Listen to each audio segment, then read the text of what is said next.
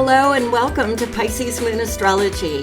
I'm your astrologer, Kate Leonard, and I'm excited to explore the stars with you. Hello and welcome to the week of March 23rd through March 29th. Let's get into the eclipse. So in my last episode, I talked about the total lunar eclipse that was happening in Virgo. And now we're getting the bookend to that eclipse. We're getting the partial solar eclipse in Aries. And normally a partial eclipse doesn't rile me up quite so much as this one is, but there's a lot going on with the eclipse, and it's going to change it from this sort of minor eclipsey kind of thing. I'll get into more detail about that, but just so you know, this is a big week. We've got the partial solar eclipse, like I said, on the 29th, and then the very next day, on March 30th, Neptune enters Aries, right where the eclipse just happened like 24 hours earlier, right? So it is a very big thing. When the slow-moving planets, the outer planets, change signs, it is very big. Okay, before I talk about the eclipse, one, I just want to thank you for being here and ask that you please share the podcast. It would help me out a whole lot. And two, let me give you some of the other things going on this week so that you can kind of check them out on your own, because boy, howdy, there's a lot. On March 23rd, the sun in Aries is going to form a sextile, which is a positive aspect to Pluto in Aquarius. So this is power issues being illuminated, but that sextile means they'll be illuminated, but in a positive way. So look out for that. Power issues coming up on the 23rd and moving forward for a day or two, maybe for the whole week, but at least a day or two.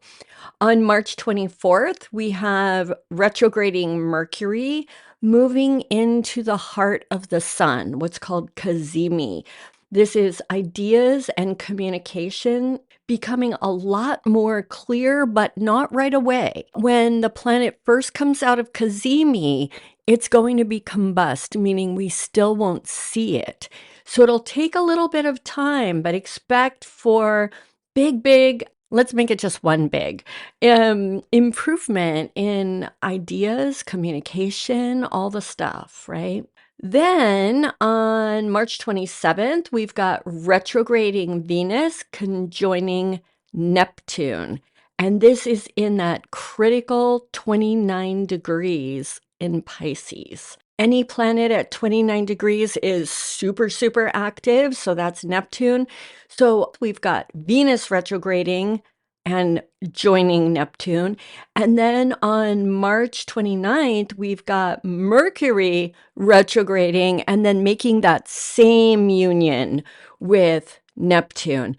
This is going to be lots of rethinking and re-feeling. It'll be kind of issues of spirituality, creativity, but when Neptune's involved and the other planets are retrograde, so that's a whole lot of kind of energy, right? Expect some confusion before we get clarity. Yeah. But then we should come out of it sort of more spiritually, creatively aligned. Yeah, but expect that confusion first. Y'all know I do not like Neptune, and unfortunately this week we got a whole lot of Neptune going on, right? Because we have these two planets conjoining, and then Neptune is going to cross into Aries. So it's just all kind of Neptune, and yikes. All right, let's get into the eclipse. This eclipse is happening in Aries, and you guys have heard me say this before. Aries is a little bit like the toddler of the zodiac, right? It's the energy of me. I want, I need, I feel, I think. It's the me sign, right? It's focused on self over others. But Aries is not a bad sign. It has that quality, but it's it's about independence. It's bold. It's about taking care of and honoring ourself, our personal power, our identity, our inner truth and authenticity. So when I call it a toddler, I talked a little bit about this last time. Every sign has sort of a shadow side, and Aries can be a brat, right? It totally can be a brat where it's like, I'm doing it my way or I'm taking my marbles and going home. But Aries is also courageous and brave and authentic. Aries is ruled by Mars. It has that warrior spirit and it has initiation. It's got that initiatory energy, right? So it can really take on things and move boldly toward goals. So it's not a bad thing, but it is interesting because our last eclipse, we were talking all about this. How do we move more into spirit, into that Piscean realm, right? And this seems really, really opposite, but I'm getting ahead of myself. So this eclipse is solar. So that is really looking at how we sort of present out in the world. It's a north node eclipse. So this is an area where we need to grow, right? North node is where we expand, where we bring something new in, where we grow in some way. All right. So how are we supposed to grow from this eclipse? We are supposed to bring our easier said than said.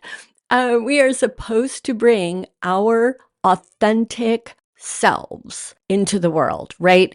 If we're going to be presenting out there in the world, if we're going to be interacting with other people, launching projects, starting businesses, whatever it is, however it is we show up, that is a place where we are supposed to become even more authentically who we are and have the courage to just say, yeah, this is me. This is the real me, and I'm here.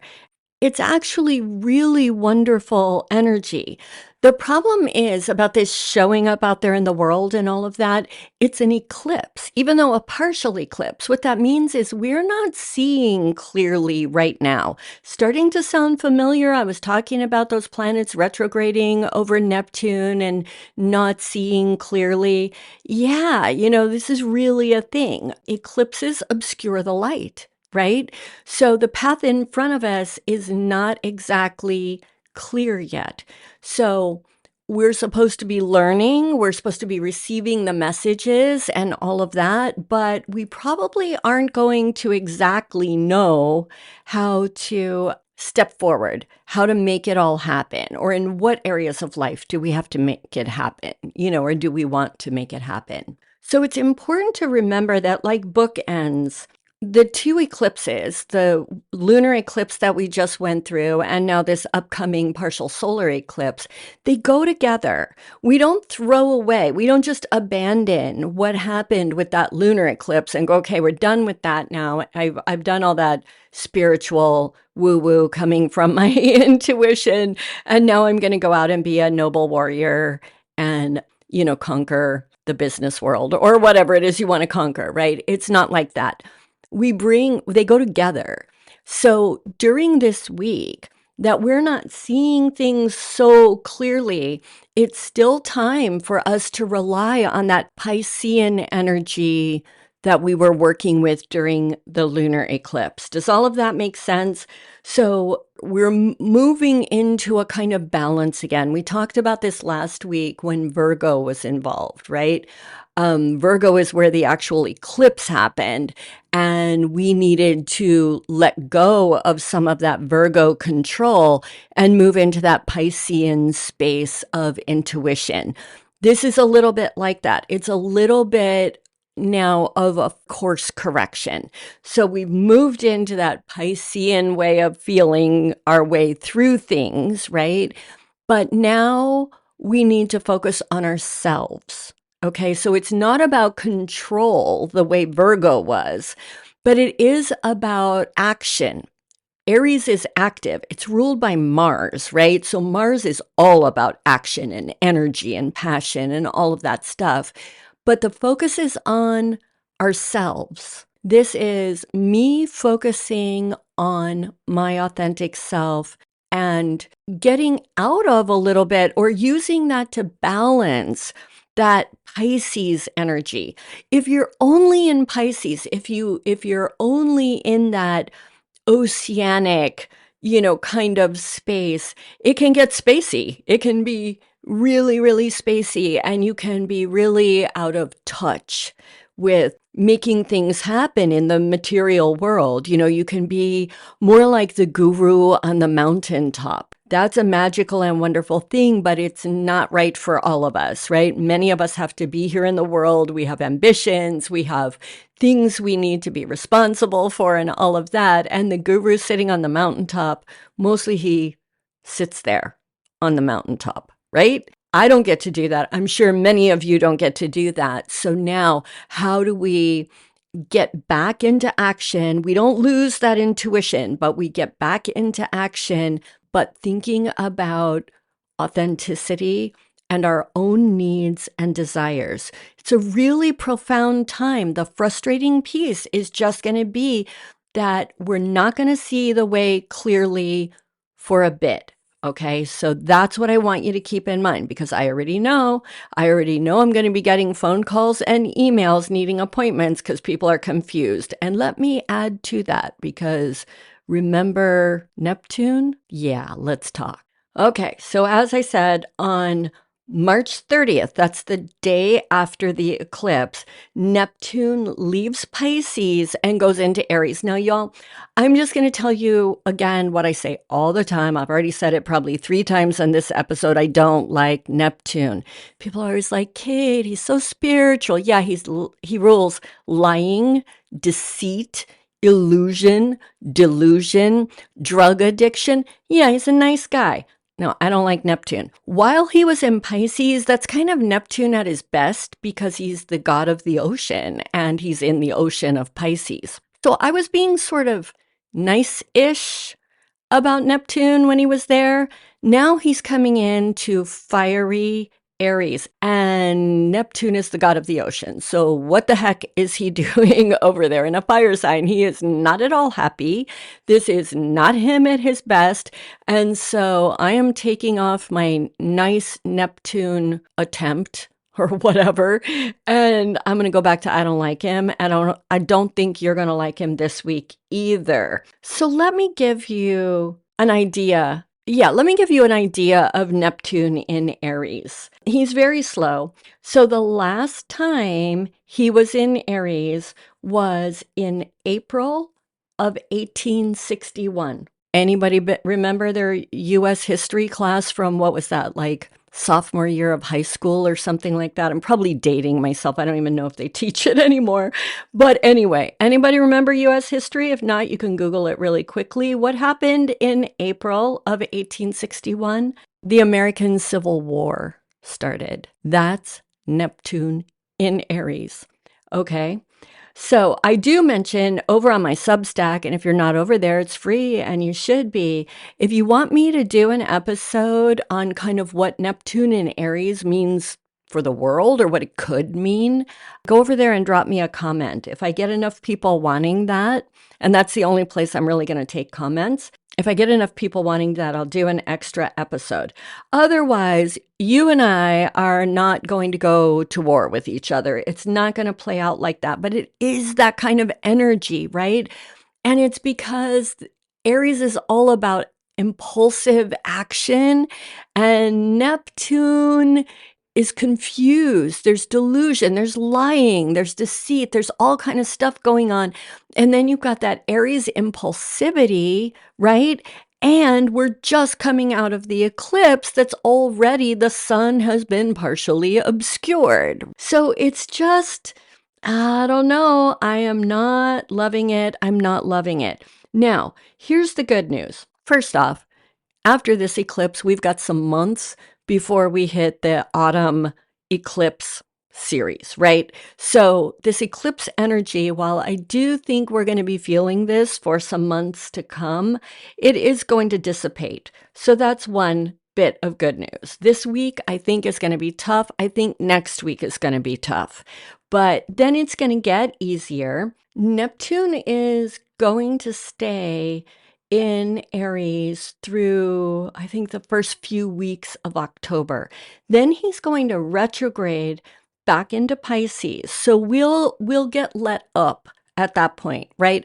I'm not saying that we're going to feel this intensity of Neptune in Aries all the way through October. It is going to dissipate before then to some degree. But then he is going to go back into Pisces and he's going to stay there through January 26th. So we'll get that little reprieve where we get Neptune back into the ocean where he belongs. Things will be a little bit easier. But then on January 27th, he's going to move back into Aries and he's going to be there through May of 2038. If you were following my podcast or Substack, back when Pluto moved into Aquarius, and I talked about how we're going to feel that energy of these slow-moving planets, mostly when they're at that 0 or 1 degree. Then we're going to feel them again big time at the end of their transit when they're at 29 degrees. So it's not like we feel the intensity for the whole transit. It becomes in some ways the new norm and we just kind of find our rhythm with it. But now with Neptune moving into Aries and he's going to be at that 0 degree point, we're going to feel it. We're going to feel that impulsivity activated. And remember, what's happening to you is happening to everybody else. So you may not be acting impulsively, and you may find that somebody else is wigging out on you, right? You know, that it's like, whoa, dude, step back, take a minute, and what the heck are you talking about, right? So there's just a lot of that possibility. Remember the Civil War, right? So a lot of opportunity for these weird kinds of misunderstandings and whatever. And then we're going to feel it again next year, early next year, when he comes back in and hits that 0 degree again. So I know that sounds like just a blast, right? Here's the thing. I want everybody, or I advise everybody to keep in mind, one, this is a North Node eclipse. Ultimately, we are going to grow and benefit from this experience. We may not see it right away. I promise you, we're not going to see it right away, but it's going to be there. And we're going to look back and go, okay, that was really life-changing when all of this happened, because that Neptune ingress is that kind of thing, life-changing. And the eclipse, you get what I'm saying. So it's a North Node eclipse. We're going to grow. And all eclipses are like these supercharged events that shove us. They give us like a jolt to get us aligned with our destiny. The nodes are about our path of destiny. So ultimately, we grow, we get more aligned with our own paths that we're here to walk. In Aries, it's something about showing up authentically. All of this is really, really, really good, right? So I want you to hold on to that, even though I'm telling you I don't think it's going to be crazy easy getting there. My advice, hold on to the good news, even though it's down the road. Take a breath, engage in a lot of self-care, because this Aries energy likes focusing on me, right?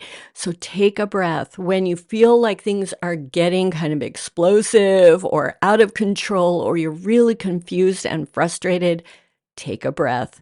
Go get a massage, go meditate by the ocean, whatever it is your thing is.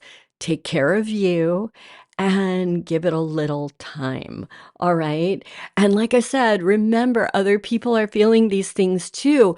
Take the space you need to be okay, but maybe remember that they're also working through this kind of energy, right? We will get through this. We're getting ready to more fully stand in our power. I'm pretty excited about it overall. I just wish we could skip a couple of the steps in the path. A last little point here is don't forget to look at what house this is happening in. We will get the energy of any cosmic event in a sort of general way. So these themes are going to come up for all of us.